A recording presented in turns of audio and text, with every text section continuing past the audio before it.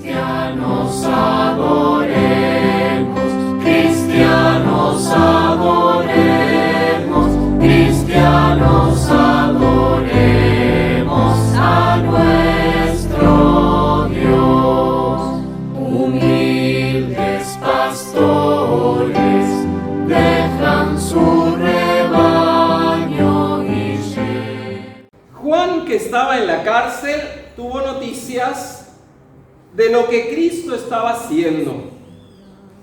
Entonces envió a algunos de sus seguidores a que le preguntaran si él era de veras el que había de venir o si debían esperar a otro. Jesús les contestó: vayan y díganle a Juan lo que están viendo y oyendo.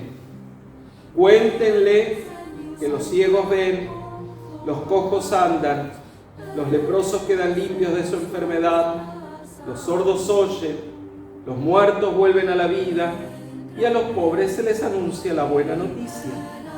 Y dichoso aquel que no encuentre en mí motivo de tropiezo. Cuando ellos se fueron, Jesús comenzó a hablar a la gente acerca de Juan diciendo: que salieron ustedes a ver al desierto, una caña sacudida por el viento, y si no, ¿qué salieron a ver? Un hombre vestido lujosamente.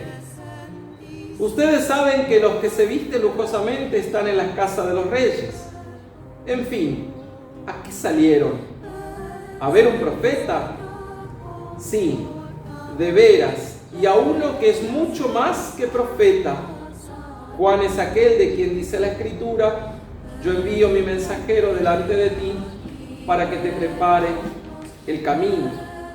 Les aseguro, entre todos los hombres, ninguno ha sido más grande que Juan el Bautista, y sin embargo, el más pequeño en el reino de los cielos es el más grande que él.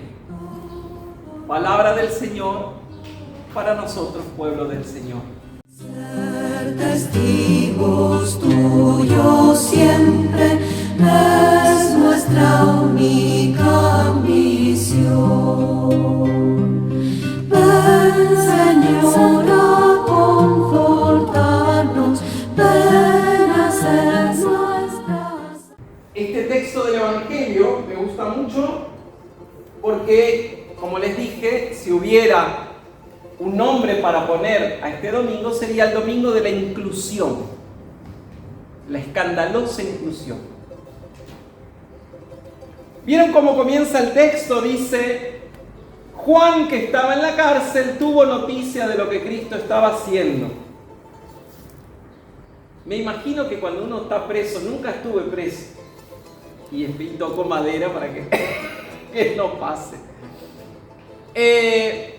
Yo creo que el que está preso debe tener mucho tiempo para pensar, porque el día debe ser interminable. Y a Juan le pasó lo mismo, porque Juan predicaba, no sé si ustedes se acuerdan del domingo pasado, ya está el hacha a la raíz del árbol y cuando venga raza de víbora, ustedes piensan que se van a salvar, van a ver que ya va a venir el Mesías y ese va a separar la paja del trigo. Y de repente estaba en la cárcel Juan, haciéndose la cabeza, y escucha que Jesús hacía otra cosa. Él había predicado un Dios de temor y Jesús estaba haciendo otra cosa. Y entonces dice que mandó a los discípulos,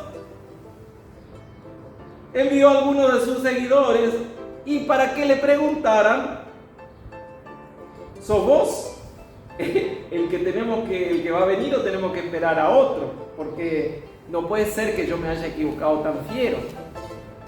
Entonces Jesús le cuenta una larga lista de cosas en la que dice: bueno, vista a los ciegos, a los paralíticos pueden andar, libertad a los oprimidos.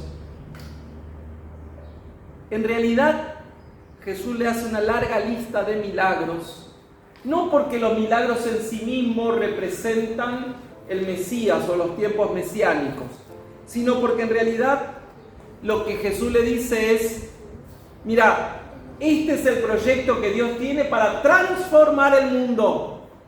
Es una transformación del mundo lo que Dios viene a implantar con mi venida, con mi proyecto.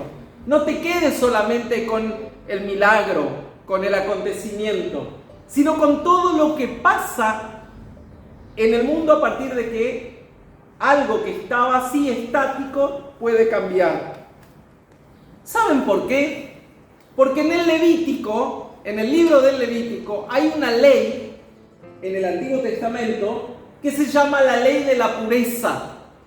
¿Vieron que a veces en las iglesias evangélicas hablan de la santidad de vida? No sé si escucharon ese, pero presten atención. Hay que vivir una vida de santidad de vida. En realidad lo que era un código que tenía una lista larga, que todos los que no vivían dentro de esa regla o de esa norma de pureza y de santidad de vida estaban literalmente excluidos.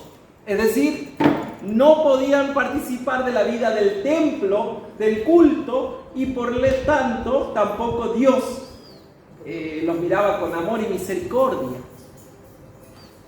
Esa lista de pureza o la ley de pureza excluía algunos nombres.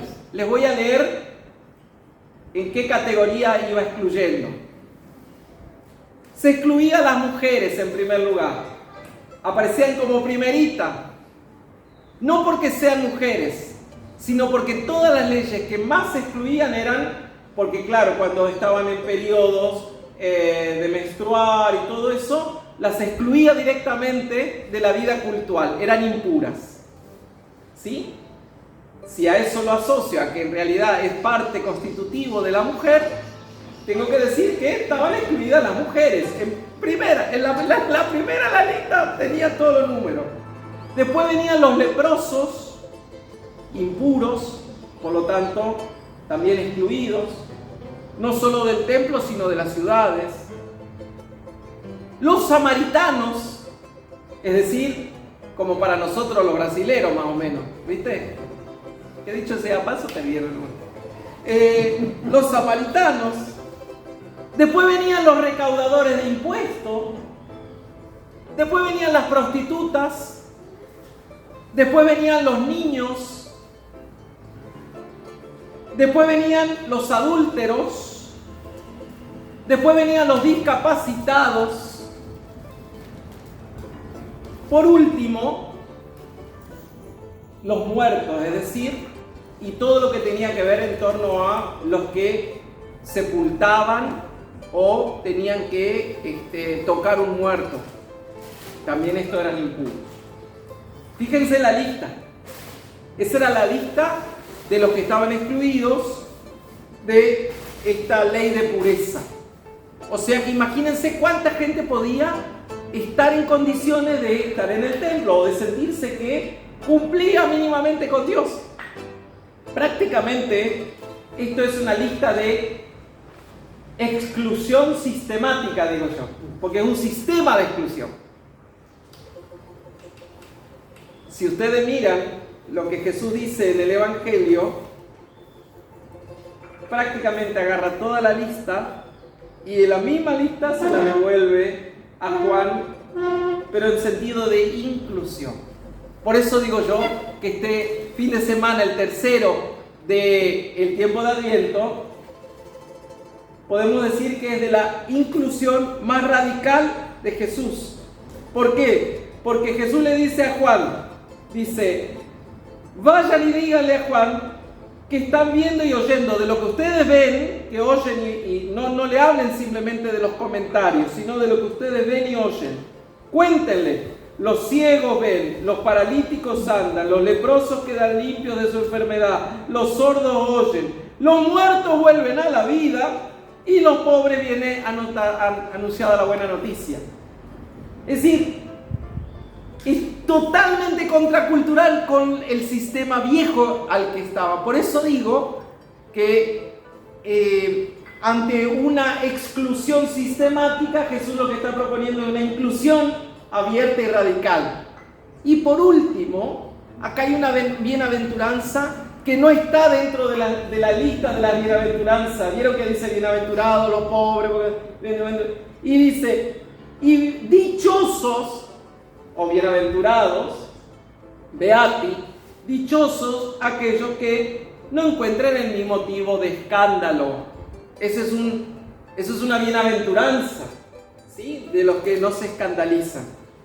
Encontré, revolviendo un libro que tengo de los padres de la iglesia, es del año 4, San Juan Crisóstomo, y él tiene un escrito en la Navidad, muy interesante, una predicación, y dice así, escribí textualmente: ¿de qué sirve, dice, colgar luces en honor a la Navidad si dejo a Cristo en la oscuridad de las personas, de los excluidos?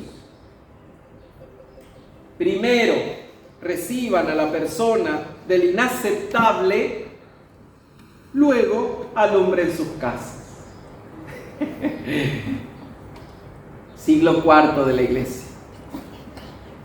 Y me encantó esto de reciban en la persona del inaceptable, porque en realidad la exclusión a veces es del que no aceptamos, porque es totalmente diferente, no tiene a veces nada que ver con una categoría, sino simplemente es inaceptable porque no forma parte de los nuestros o de los que nosotros siempre estamos cómodos, ¿sí?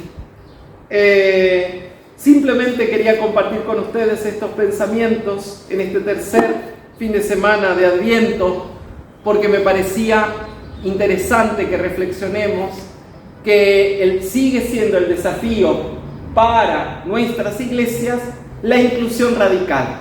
Capaz que ahora no tenemos que hablar de paralíticos y de todo eso, pero hay otras inclusiones que sí todavía que tenemos, ¿no? Familias ensambladas, con problemas, personas todavía afligidas y con dolores, lastimadas, heridas, silencios que gritan porque no se puede hablar, pero que el silencio grita fuerte. Por eso no claudiquemos en la tarea, no claudiquemos en la tarea. Creo que vamos por buen camino. En la feria eso se ve siempre. La gente viene y habla de sus cosas, nos cuenta. El otro día un señor me dijo, no la estoy pasando bien. Yo me estaba ya yendo, no me estoy pasando bien. Una cara de tristeza. Y lo único que pude hacer, darle un abrazo, porque también ya se iba medio, me lo secreteó ahí. Y le dije, te voy a estar acompañando en oración. Así que vale la pena, hermanos y hermanas mías, que lo que estamos haciendo acá, el granito de arena en la comunidad San Lucas, es un desafío grande que está transformando el barrio. No nos damos cuenta, pero la gente que está viniendo a nuestra iglesia no viene a los cultos, no importa, pero algo recibe, una ropa bien doblada, un trabajo bien hecho, una atención, ¿saben? Ese interés. Eso habla de evangelio, habla de inclusión. Y no le preguntamos, che, vos quién sos, qué vivía, qué te... No. Simplemente vení, pasar, servir. Sigamos en ese camino que vamos bien. Amén.